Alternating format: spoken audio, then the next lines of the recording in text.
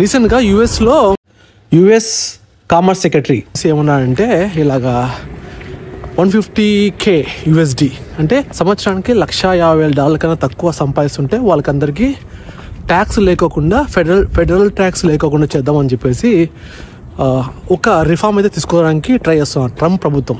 ఓకేనా. సో ఈ రిఫార్మ్ అనేది ఇంప్లిమెంట్ చేయడానికి కాంగ్రెస్లో ఈ రిఫార్మ్ని ఇంప్లిమెంట్ చేస్తే వాళ్ళకి అప్రూవల్ వస్తే అప్పుడు వాళ్ళు దాన్ని ఇంప్లిమెంట్ చేస్తారన్నమాట. నిజంగా అంటే ఈ రిఫార్మ్ వచ్చేసి కాంగ్రెస్లో అప్రూవ్ అయిందనుకో ఫ్యాంటాస్టిక్ మామ.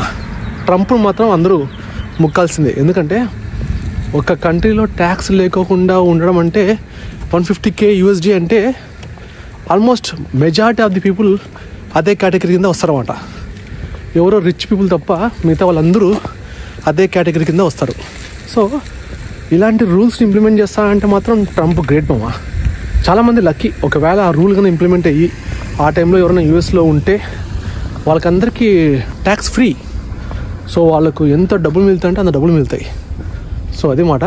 నిజంగా ఈ రిఫార్మ్ అనేది అప్రూవ్ అవుతుందా కాదా కాంగ్రెస్లో అనేది it depends upon the politics. మరి కాంగ్రెస్లో వచ్చేసి అక్కడ వాళ్ళు రిపబ్లిక్ వాళ్ళు ఉంటారు, తర్వాత డెమోక్రటిక్ పార్టీ వాళ్ళు ఉంటారు.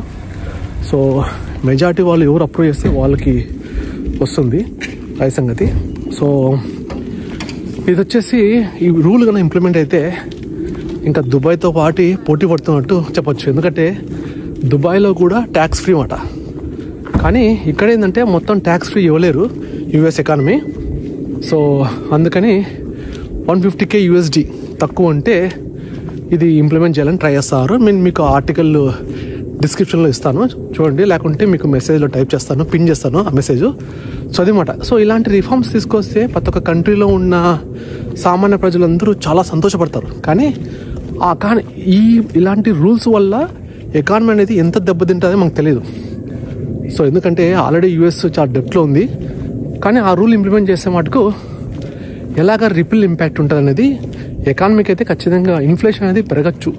ఎందుకంటే స్పెండింగ్ పవర్ ఎక్కువ ఉంటుంది, కానీ మనీ అనేది ట్యాక్స్ రూపంలో కలెక్ట్ చేయలేకపోతే ఎకానమీని బూస్ట్ చేయడానికి డెవలప్మెంట్ కోసం వాళ్ళు ఎలా వాడతారు అనేది మెయిన్ ఇంపార్టెంట్. సో అది మాట సంగతి. సో ఇది చాలామంది దీని గురించి డిస్కస్ చేయట్లేదు. కానీ బట్ అయితే ట్రంప్ అయితే చాలా సీరియస్గా ఉన్నాడంట ఇది ఇంప్లిమెంట్ చేయాలని చెప్పేసి. ట్రంప్ అందుకే టారిఫ్ల మీద ఎక్కువ వేసి, వేరే కంట్రీస్ మీద టారిఫ్లు బాగా ఎక్కువ వేసి ఆ డబ్బులతో ఎకానమీని బూస్ట్ చేయాలని చెప్పేసి తను ట్రై చేస్తున్నాడు. అమెరికా ఫస్ట్ అని చెప్పేసి అన్నాడు కదా, ఆ నినాదం అనేది నిజంగా ఎగ్జాక్ట్గా కరెక్ట్ కాబోతుంది. సో ట్రంప్ చేసే ప్రతి ఒక్క యాక్టివిటీ దేశానికి ప్లస్సే, కానీ లాంగ్ టర్మ్లో ప్లస్ ఎక్కువ వస్తుంది, షార్ట్ టర్మ్లో అయితే ఖచ్చితంగా మైనస్ ఉంటుంది. కానీ అవన్నీ ఇప్పుడు ఒక విత్తనం నాటాము ఇంకో అది చెట్టు పెద్దగా అయ్యి ఫ్రూట్స్ ఇచ్చేంత వరకు దాని యొక్క విలువ మనకు తెలియదు అన్నమాట. సో నిజంగా అంటే ట్రంప్ అలా ఆలోచిస్తున్నాడంటే మాత్రం చాలా గ్రేట్. ఆ రూల్ అని కనీసం ఆ రిఫార్మ్ని కాంగ్రెస్ వరకు తీసుకెళ్తే ఇట్స్ అబ్సల్యూట్లీ అమేజింగ్ మాట. It's gonna be phenomenal. ఎందుకంటే యుఎస్ చరిత్రలో ఎవరు ఇలాగ చేయలేదు. ఇలాగ ట్యాక్స్ బ్రాకెట్స్లో $150K USD ఉన్న వాళ్ళందరినీ తగ్గడం అనేది ఇట్స్ రియలీ అమేజింగ్ మాట. సో ట్రంప్ ఎందుకు ఇలాంటి రిఫార్మ్ తీసుకొస్తాడంటే 2022లో ఒక సర్వే జరిగిందంట. ఆ సర్వేలో భాగంగా చాలామంది యూత్ 19 years అబోవ్ నుంచి చాలామంది $120K USD బ్రాకెట్లో కన్నా తక్కువ సంపాదిస్తున్నారంట. అంటే ఎర్నింగ్ అనేది అంతగా పడిపోయింది మాట. 93% of people are under this category. So అందుకని ఇలాంటి రిఫార్మ్స్ని తీసుకొస్తే కొంచెం ఎకానమీ అనేది ఇంకా బూస్టప్ అయ్యి స్పెండింగ్ పవర్ అనేది ఎక్కువైపోయి చాలామంది ఈ కంట్రీకి రావడం కానీ కంట్రీలో ఎక్కువ మంది ఇన్వెస్ట్ చేయడం కానీ చేస్తారు కదా. సో అందుకని ఇలాగ చేద్దామని చెప్పేసి ట్రంప్ అనుకున్నాను అనమాట. సో అంటే ప్రతి ఒక్క కంట్రీలో ఒక ప్రాబ్లం ఉంటుంది. ఆ ప్రాబ్లమ్ని రియల్గా అడ్రస్ చేస్తే ఇలా చేయడం వల్ల $150K USD అంటే ఎంతమంది మామా. ఇప్పుడు రియల్ అమెరికన్స్ అనే వాళ్ళకి బెనిఫిట్స్ పక్కన పెడితే మన ఇండియన్స్ చాలామంది పై చదువుల కోసం వెళ్తారు.